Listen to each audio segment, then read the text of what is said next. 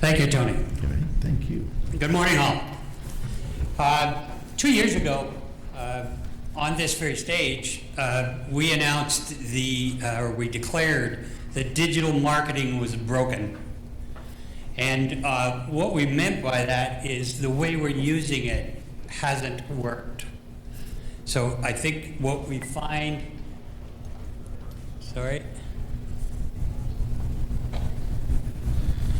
what we've found is that bringing a mass marketing mindset, which we've all come from, to a digital conversation, even though we recognized it was different, it was one-to-one versus the mass audiences that we're used to communicating with, fundamentally, we hadn't distinguished in 1995 or 2000 the difference between digital and mass marketing.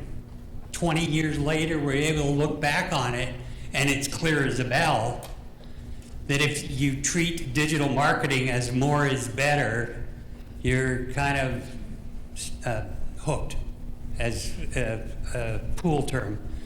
You're snookered, because you're never going to make it work if the attitude or the context feeding it is more is better. I've had the pleasure of working with both Steve and Tina. The DMAC has a certified digital first marketing program, and the whole purpose of the program is to shift your perspective about digital marketing. It's not the same as advertising, and we've treated it that way, and it's cost us. So we have to start pulling those apart, and that's what we hope to kind of distinguish a bit here in the first session today. And we invite you to listen to the rest of the conference. Digimarcon's done a great job over the last few years. We've been big fans, and we love the way the whole conversation fits together. So we're honored to be the first because we think we can kind of give you a way to listen to this, maybe that could produce some different results for you back in your workplace. So let me start with this. And this is why we declare digital is broken. Everything to do with digital is heading north. Likes are up, posts are up, number of social media accounts are up. As professional marketers, our usage is up. Everything's going north, except engagement. If you look at the numbers of engagement, it's half of what was measured as early as 5 years ago. And the only reason we do digital marketing is engagement. It's not really good for awareness. It's not, it's not the best tool for awareness, but it is the best tool for engagement. So really, if we look here, we've kind of got, what's that first slide tell us? And I think it tells us three things. We've gotten way too tactical. We think as the Direct Marketing Association, we need to put a little more strategy back in the game. Let's stop doing digital. Let's start being more strategic about how it fits. Because remember, the game here is business outcomes. It's producing results for our companies. It's not about the number of likes and the vanity measures that we can, kind of all get focused on, mistakenly sometimes. And the second piece is noise. I think every year that digital's around, it's getting noisier out there. So it's even harder for us to stand out. And certainly if we use the old tactics with a mass marketing mindset, we'll never stand out. And then the third thing is the desire, and that's the thing that strikes me as being the most relevant. Because what they're telling us back here, what they're telling us is they want to engage. The consumer wants to connect with brands, but we're too busy shoving our brands down their throat the way we did with traditional marketing, to really truly listen. As marketers, we've got to learn to listen at the level that the sales team has learned to listen. Most sales training involves speaking and listening. Marketing training never involved listening. And we need to start listening, particularly with digital, because you're actually engaging real time with the person. You're not marketing a billboard to females 24 to 49. That's the biggest shift.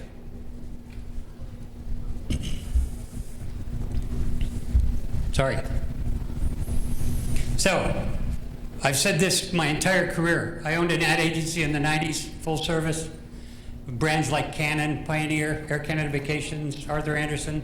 Had a ball, but firmly believed back then, no good picking up speed if you're on the wrong road. Strategy first. It's critical. Now, I've seen paralysis by analysis, and I'm not promoting that. You're so busy doing strategy, you never actually do anything. That's not what we're talking about. What we're talking about, slow down long enough to get it right, then pick up speed. So if you look here, these are the kind of stages we've gone through in marketing, and we're now in what we call the dialogue age. And what we mean by that is, for the very first time, you can have a real-time dialogue with your consumer. So you have to decide at what point in the funnel, in the past, marketing was only responsible for the very top of the funnel. And with digital marketing now, we've taken on accountability way down in the funnel. And it's not those middle tiers, consideration, intent, and evaluation. Those are new to us as marketers. And I assert that we don't have the muscle in them that we could and should have. So if we're gonna insert ourselves that far into the complete engagement process, then I say we have to come at it a little differently. And it would begin by distinguishing advertising from digital marketing. I call it hunt and be hunted. So traditionally, we've been very good at hunting for customers, not so good at being hunted by customers. And if we use the same tactics, they go away. There are a lot, the real life experience I can attribute it to is, it's like fishing for pickerel. They're very finicky. And digital marketing is a bit like fishing for pickerel. If you don't get it right, and if your timing isn't perfect, then they're gone. And I find digital marketing, in particular social media marketing, very much like that. So I think what I'd like to do is specifically address a few things. Tina, maybe we'll start with you. Sure. In your industry, how are you finding this first piece of the conversation? How are you finding your industries adapting to this? So I work for the pharmaceutical industry. Anybody that works in pharma in the room? So we're in 1995, right, in digital. We really are, but we're trying not to just get to 1996 and 97, 98. We're trying to be in 2019. I think what we see in the industry is a lot of excitement around, we have digital, it's a new toy, let's do it all. Or within the realm of our highly regulated environment, can we do it all? Yes, you can. But I think the question you should ask yourselves, whether you work in pharma or you work in another regulated industry, is should you? And when you step back to what Derek was talking about, when you step back to what your strategy was in the first place and what you're trying to do, what behavior change you're trying to instill in your customer or your consumer. We wear two hats in pharma. Customers are typically not consumers. Step back and think about what you're trying to do and the unmet need that you're trying to meet. And then what tools do you have in your toolbox, digitally as well as traditionally, to try and help to impact that behavior change? Then that gets you to your marketing mix. But marketing is not just about, I'm going to do a little bit of this and a little bit of that. It really starts with your strategy and what you're trying to accomplish, and then what different tools are you going to use to help you then get to that end goal. Thank you, Tina. Yeah, very good.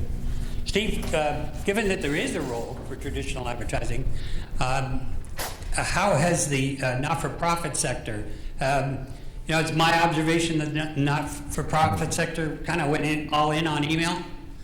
I think that's a fair. Right?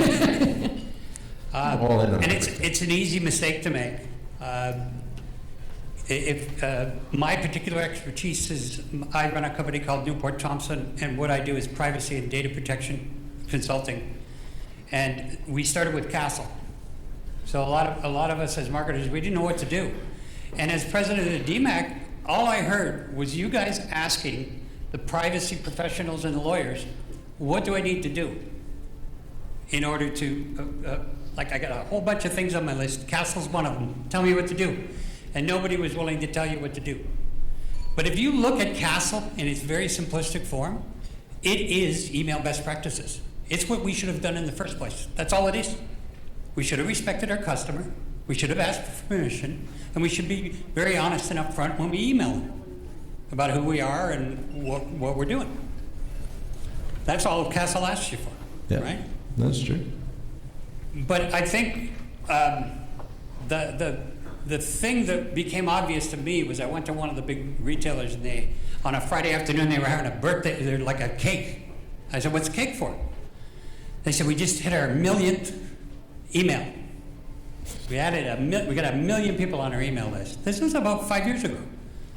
And I'm like, whoa, 1 million, that's pretty good. I said, what do you do with that list? He said, every Friday we email them a PDF of our flyer. I'm serious. I said, do you do anything else? He, nope. Every Friday they get a PDF of our flyer. And I'm like, in my head, I'm trying to be polite, I'm their guest. In my head, I'm going, so you spend money to piss your customers off. Can you imagine trying to flip around on your smartphone, trying to read a PDF of a flyer? With all due respect to Adobe, you guys are getting better at the PDF stuff, but so given this bet the farm, where do you find not-for-profit at the moment in the state of digital marketing? Yeah, well, I think it's been interesting within our industry.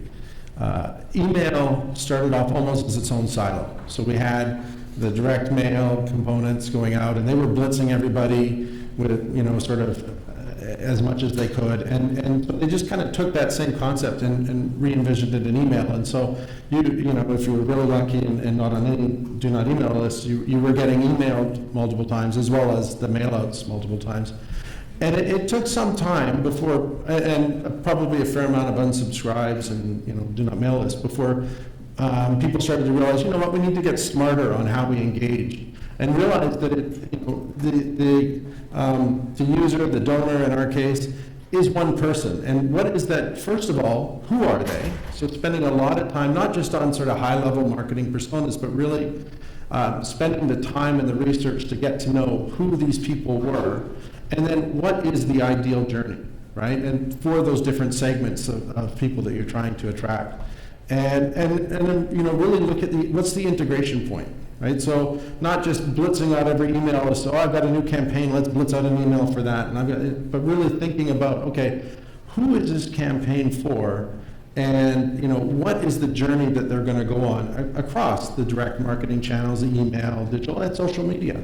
And really taking time to focus and doing that work has been hard. I think it's been hard across the industry to bring those together because they don't naturally fit together a lot of the times, but the effort has been definitely worth it. It's an ongoing process, I think. Can I add to that? Yeah, absolutely. I think that it takes courage to say, there's all these different customer journeys, and I'm going to pick this one to do this. Because when we have something new, and I think it's regardless of industry, we have something new and it's exciting and we want to tell everyone. But maybe they're not ready to hear that exciting piece of information yet, because you need that person to be here on the journey, but really they're here. Yeah. So it does take courage and really a lot of self-resistance, some self-control to say, some discipline to say, you know what, no, this makes sense for this customer group, and we're just going to tell them, these people, about this. And when we get these other people to a place where they're ready to absorb that information, then we'll let them know. Absolutely, yeah. But there's a lot of discipline required. Yeah, that's a great segue into, distinguishing digital from brand, but the two work together. They have to be symbiotic. So, how do you see that within the pharma business? Brand is important in the pharma business, Yeah. but so too is engagement. So, how do you saw that off? And where do you see that going in your industry? Are you as siloed as the not-for-profit in terms We're of getting your marketing? better. Yeah. I can only speak for my organization, but I think as pharma overall, we're starting to understand that we can't talk to everyone with the same message anymore. At a recent, Adobe conference I was at, I saw a stat where it said 90% of the data that exists today was created over the last 2 years. Yes. Holy smokes, let that just settle in for a second. 90% of the data that exists didn't exist 2 years ago. I'm assuming 2 years ago there's still a lot of data that existed. But what that means for us, both on the privacy side, is we have to be smart about how we use that data that's available to us. But it also means that there's a lot of information we can generate about our customers to make sure we're making smart investment decisions and meeting them where they're at, whether their need is something from World Vision today, or whether they're looking for information on a medicine that their doctor just prescribed to them. Thinking about how do you meet those people where they're at, and how do they need to be communicated to, not women 25 to 49 who are, live in Toronto. This circles back to, as marketers, we have to learn to listen. In the 90s, as an ad agency, we had to pay attention to, the consumer and their psychographic and demographic information, but that's quite different than what Tina just described, right? And again, I invite you to look from that lens. How good is your muscle? How good is your listening muscle as a marketer? And as you develop as a digital marketer and get better at producing engagement, which is what we're all after, Absolutely. You'll find that your listening skills are way better than they were 2 years ago. So, Yeah, absolutely. And there's no excuse not to now. With the technology out there, with CRM, marketing automation, you can really, even across direct marketing, you can figure out, does this donor, consumer, how do they want to get their information? What speaks to them? What are the issues? A lot of nonprofits, World Vision is no different, has quite a wide array of issues and work that's going on, and different people have different levels of interest in that. So what is, not only where are they on the journey, but what's going to bring them further along and what's interesting to them. Exactly. So what are you doing today, Steve, to impact digital marketing in your internal team? What are some of the things that you're focusing on? I'd say the bulk of my time right now is really around that integration that we've been talking about. Finding out, we've just actually relatively recently finished a big refresh of who are the donors and across the organization and where are they within customer journeys, and now figuring out how do we get them the information that they're interested in, that's going to be useful to them in a way that they want to consume it. And then how do we integrate that with the other teams that are developing campaigns so that we look like one organization when we're speaking to you, and not just sort of sending out every single piece of information hoping that something sticks. And for a while I think every nonprofit was doing that, and the space just got so polluted that it wasn't working for anybody. And so the smarter that you can get at reaching out to people in a way that makes sense to them and is respectful, frankly, of how they're going about their daily life, then there's no excuse for it anymore not to. Yeah, very good. So that's how I'm spending most of my time. Very good. IBM just published a study that 4 years after Castle began, Canada has the highest open rates in the world in email. And it's still less than 50%. So while email can be a very valuable tool, and we have a great deal of respect for it at the Direct Marketing Association, it can't be the only tool. And we're finding that a lot of brands are putting too much effort on social media and email marketing at the cost of the traditional advertising stuff that it still works. There's still billions of dollars being spent. So the proper mix, and the only way to do that is strategy. You know, if I were running a major marketing department, I would be doing quarterly strategy sessions to make sure all my silos are on the same page. Yeah. I'd be that aggressive about it. I'd be doing it quarterly just to be sure we're all singing the same hymn at the same time, and you got your piece and I got my piece, but we're integrated, Yeah, as you absolutely. put it. Yeah, very good. I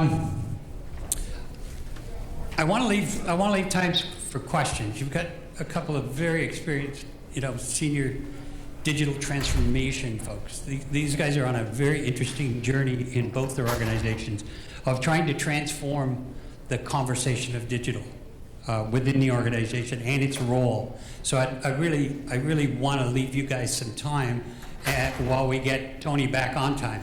So what I'd like to do is just wrap the formal part and then throw it out to you for questions. So think about if you have a question that's relevant to your brand or your company, use them up. They're very smart folks. In the meantime, give us one thing that if you could impart. What's the one final message? Like you'll get to say more with the questions. What if they don't ask questions? But yeah. So the one thing that I would ask you to think about as you're working on campaigns, regardless of where you work, is how do you make it personal for your customer, your consumer, your healthcare professional, regardless of who they are.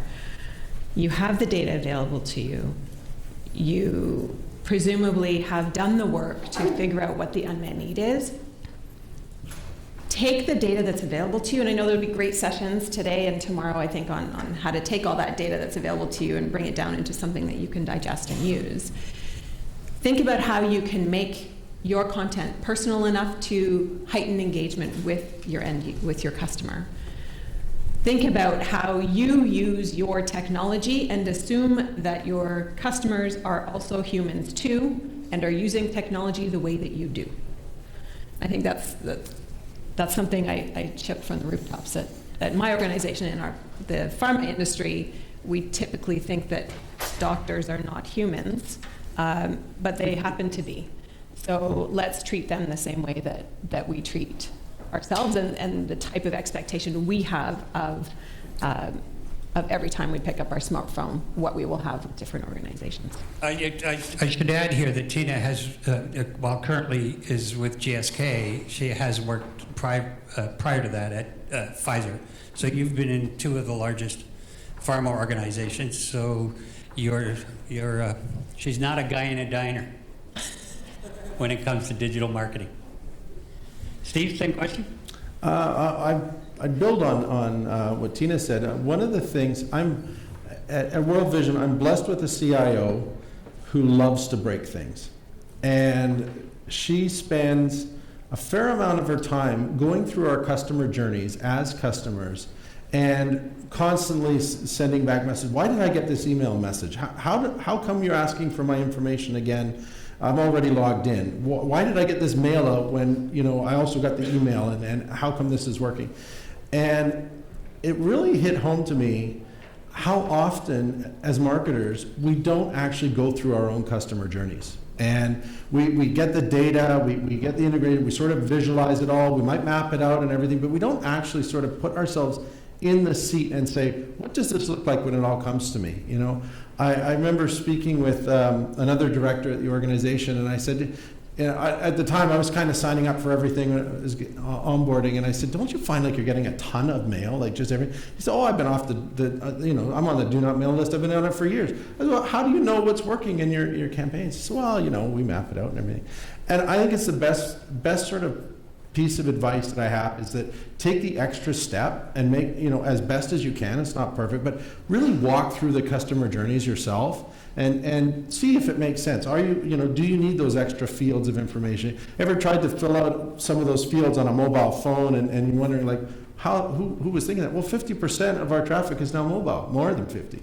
So, you know, go through it on mobile. Everyone goes through it on desktop. No one does it on mobile. So I think that would be my one big takeaway. Very good.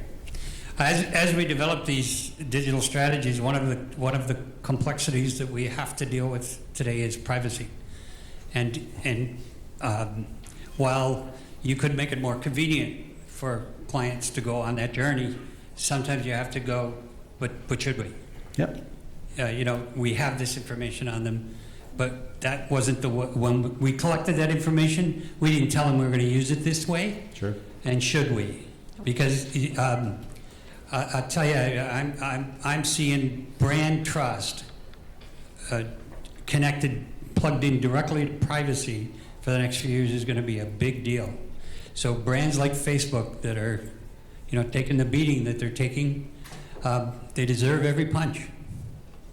They've done stuff with our data that they didn't ask us and they won't tell us, and they're being very secretive about it, even in front of the Congress and in the States, and not showing up in the EU, in front of the EU Parliament.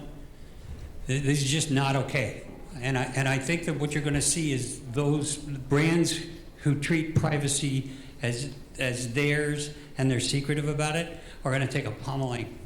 So I think it's the other side of that coin. Mm-hmm. So I'd like to open it up for questions, and again, please use these folks up.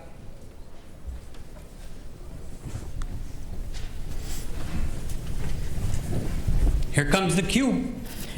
Got one of these too, okay. I would like to get your guys' feedback on what do you define engagement as? And when you're doing a campaign, what tactically does successful engagement look like in your eyes? Tina, you want to take that? Well, sure. Engagement for me is very specific based on the goal of the campaign, right? So we typically will map out different levels of engagement. So, you know, did someone click through on something? Did they get through and you know, do a single donation? Did they do something recurring? So for us, for the most part, we'll tend to look at engagement as very specific to what the campaign's goals are trying to achieve more than anything. Otherwise, you know, other than that, we sort of go through the same pyramid that you saw, awareness, sort of engagement, and then conversion over time. But we do tend to customize it based on the campaign itself. Yeah, I would echo that. I think in the pharma space, if it's for healthcare professional, it's usually a gated situation. And so what we look at is how long were they spending? Were they downloading some of the content that we have available for them? For consumers, which we do advertise to for some of our products, we're looking at, were they looking to find where they can get that product?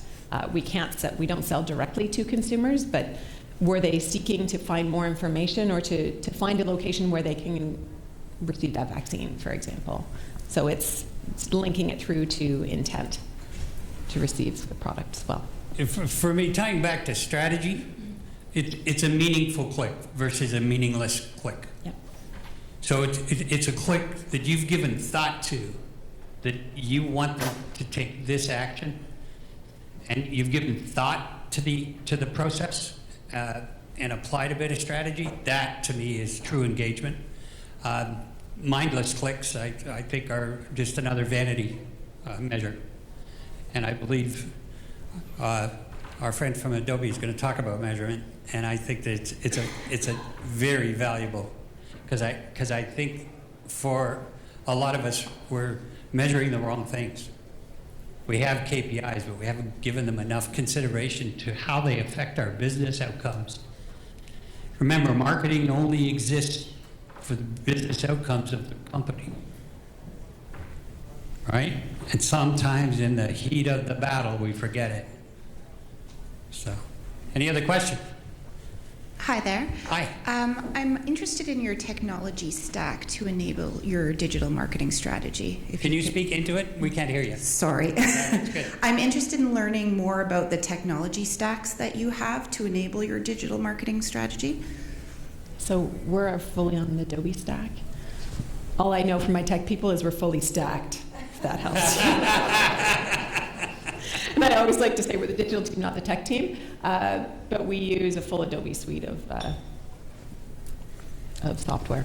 Yeah, I would say we use a range. We're kind of in a state of flux now as I said, a lot of these technology items happen sort of in silos, and so we're in the midst of a big project around sort of bringing that all in, which is not necessarily a fun project. Yeah. The Direct Marketing Association really is CRM, email service provider. What else might we use in that mix? Marketing automation.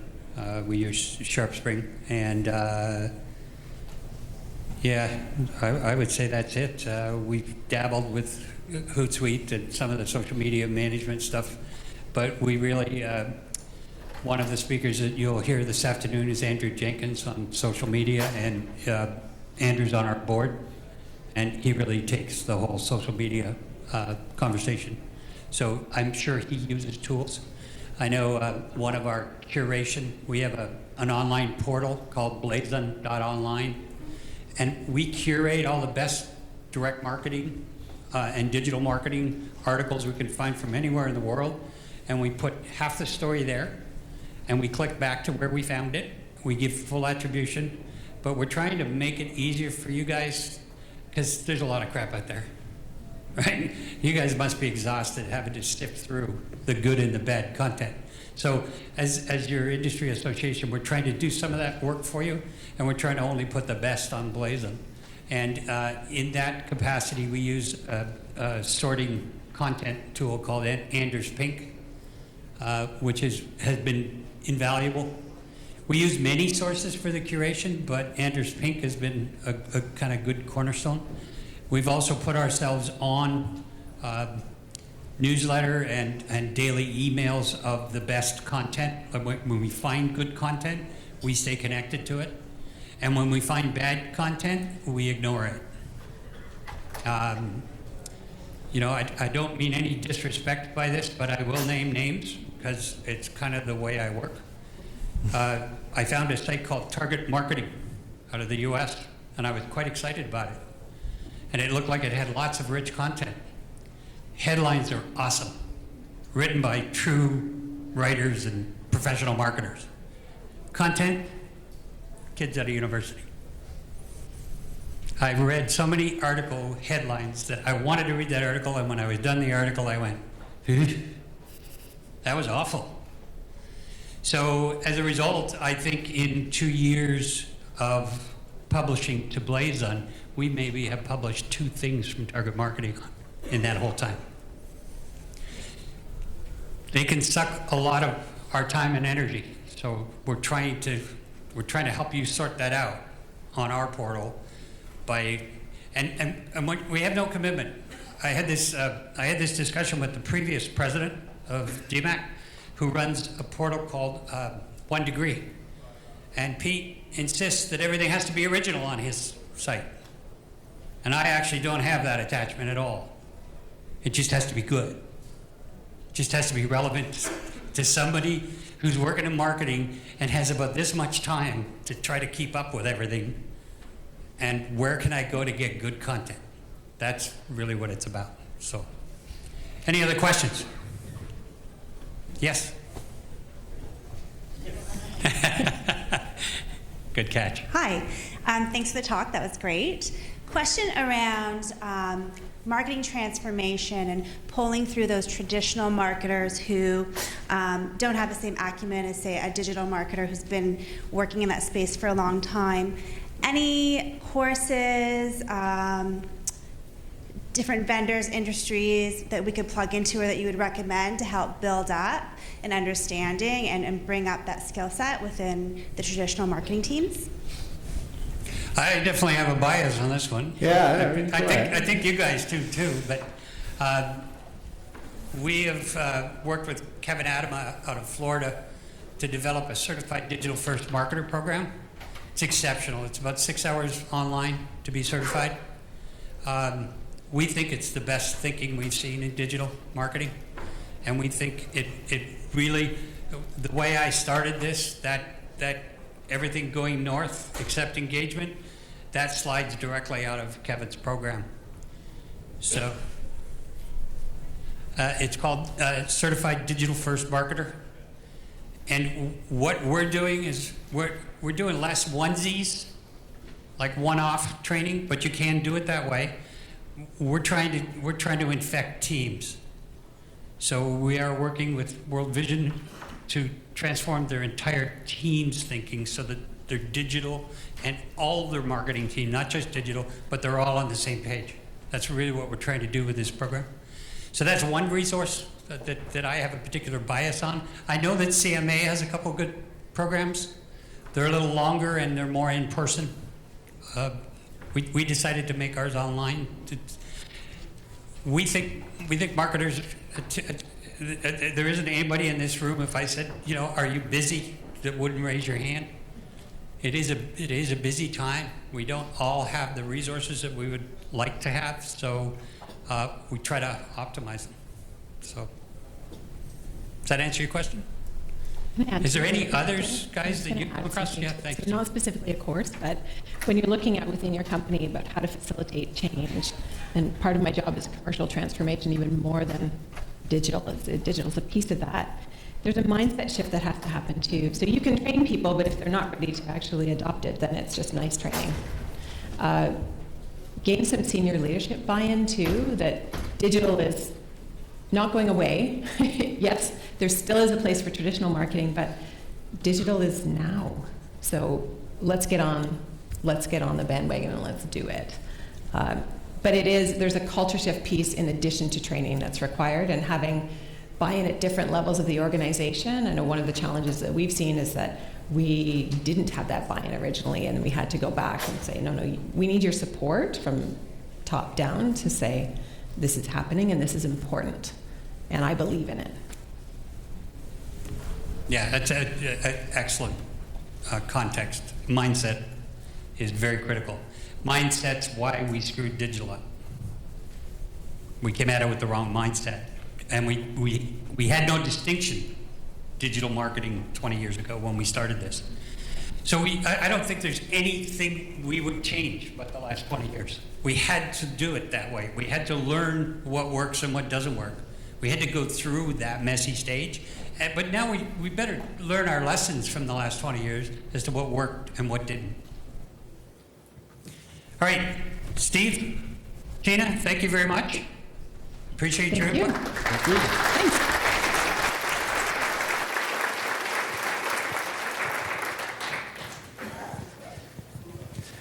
Okay, thank you very much. Just another round of applause, please, for Derek, Steve, and Tina.